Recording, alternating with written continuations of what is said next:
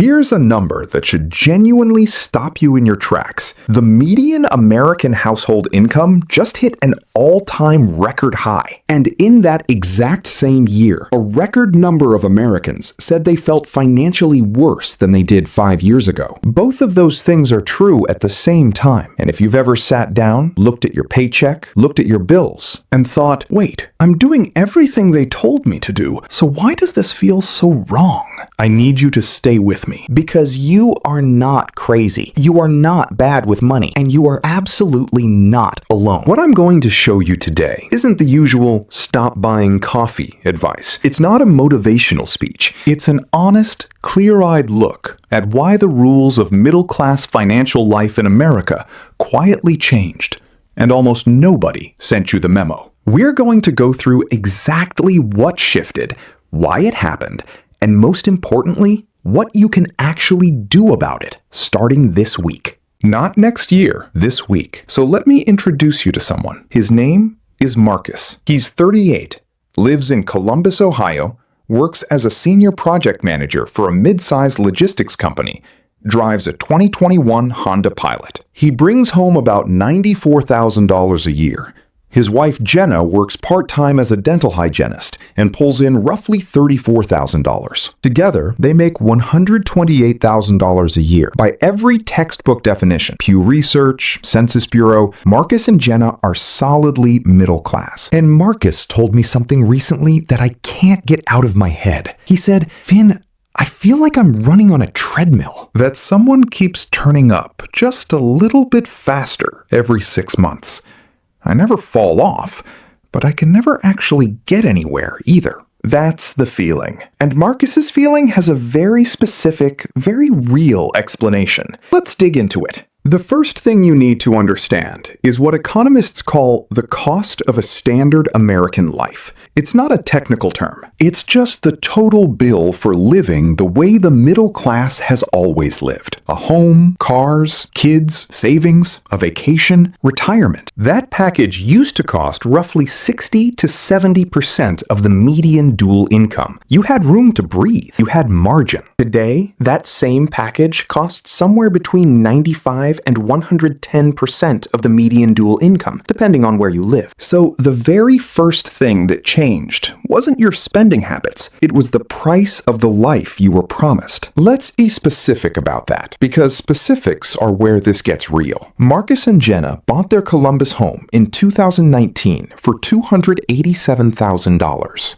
At a 3.2% rate. Their mortgage is $1,240 a month. They got lucky with the timing, and they know it. The exact same house in their neighborhood just listed for $394,000. At today's rate of 6.4%, that mortgage would be $2,170 a month. That's nearly $11,000 more per year for the identical house. And if Marcus and Jenna were trying to buy today instead of 2019, that difference would fundamentally change their entire financial picture. Now, here's what really gets me about this. Marcus has a neighbor. Call him Derek. Derek makes more than Marcus. Higher salary, better credit score, 15% down. Same street, same neighborhood, same square footage. Completely different financial reality just because of a 2-year difference in when they signed their papers. That's not a personal finance mistake. That's a structural timing trap, and millions of Americans are living inside it right now. The so-called lock-in effect has basically frozen the entire housing market in place. Roughly 80% of homeowners with mortgages have rates below 6%. So if you already own, you are almost certainly not selling. Why would you? Trading a 3.1% mortgage for a 6.4% one could cost you $700 to $1,200 more per month on the exact same kind of house. So existing owners, stay put. Inventory stays historically low. And first-time buyers, people like a younger Marcus and Jenna, get priced into a corner where they can barely afford to rent. The ladder didn't just get harder to climb. Somebody removed the bottom 3 rungs. And speaking of renting, the median asking rent in America right now sits around $2,000 a month. To afford that comfortably, meaning housing takes up no more than 30% of your income, you need to be earning about $80,000 a year. which, as you may have noticed, is almost exactly the national median household income. So the average American family can rent the average apartment. And that's it. There is nothing left over for savings, for building wealth, for margin, for emergencies, just rent. And if you think that's a coastal city problem, consider this. Even in markets like Memphis, Tulsa, and Little Rock, traditionally some of the most affordable cities in the country, rent burden has jumped dramatically since 2020. This is a national story now. All right, let's talk about something that I think is even more quietly devastating than housing.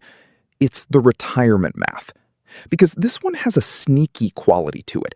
It doesn't hurt you today. It hurts 68-year-old you. And 68-year-old you doesn't have a voice in your Monday morning decisions. So here's the background. In 1983, about 62% of American workers had what's called a defined benefit pension. Your company guaranteed you a monthly check in retirement, period. By the time most millennials entered the workforce, that number had collapsed to somewhere around 15%. The private sector basically said, here's a 401k. Good luck. And the assumption, the implicit promise, was that if you just contributed steadily, invested in index funds, and gave it 30 or 40 years, you'd be okay. The problem is that that promise only works if you never have to touch the account early. And right now, people are touching it early at record rates. Vanguard reported that in 2025, 6% of their 401k participants took a hardship withdrawal. That's triple the pre-pandemic rate. Triple. And the reasons people were pulling money out early? Avoiding eviction or foreclosure was number 1. Medical bills were number 2. Tuition was number 3. So we replaced guaranteed pensions with self-managed accounts, told people the math would work out, and the system is now so financially squeezed that people are literally raiding their own future to fund their present. That's not a budgeting problem. That's a structural failure wearing a budgeting problem's hat. Now, Marcus, our guy in Columbus, he's actually doing reasonably well on the retirement front. He contributes 8% to his 401k, gets a 4% employer match. He's not raiding it. But here's the thing Marcus told me when we really dug into the numbers. He said, I know I should be putting in more. My financial advisor says I should be at 15%. But if I go from 8 to 15, I lose $550 a month that I genuinely don't know where to find right now. And that right there is the quiet squeeze. He's not failing.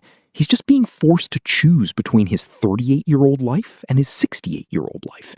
And the 38-year-old version keeps winning by default. Here's a number I want you to sit with. The personal savings rate in America right now is approximately 4.5%.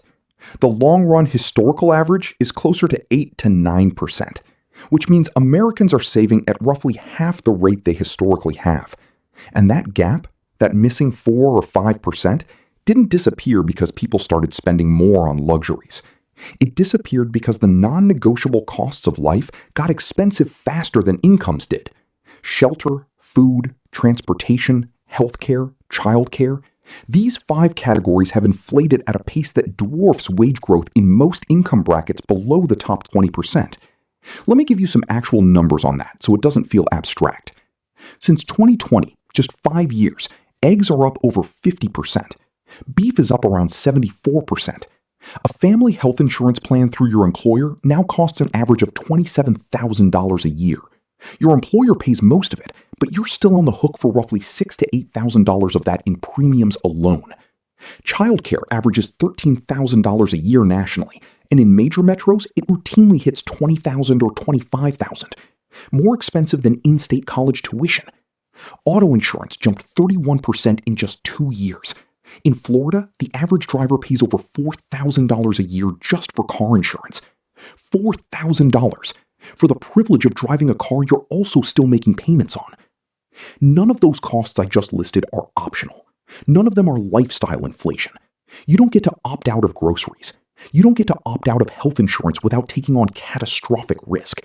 You don't get to opt out of car insurance in a country with almost no functional public transit outside of 6 cities. These are the fixed costs of participating in American life, and they have been rising faster than middle-class wages for the better part of a decade. And here's the part that I think is the most under-talked piece of this whole conversation. The way the cost structure of middle-class life changed didn't just shrink people's savings. It fundamentally changed how people are bridging the gap. And the answer, broadly, is debt. Total U.S. household debt just crossed $18.8 trillion, up $4.6 trillion since 2020. Credit card debt alone is sitting at a record $1.28 trillion, with an average interest rate of around 23%. Some retail store cards are charging over 30%. And Americans paid $160 billion in credit card interest in 2024 alone. That's not money going toward anything. That's $160 billion extracted from American families and handed directly to bank shareholders. $160 billion in pure interest in 1 year.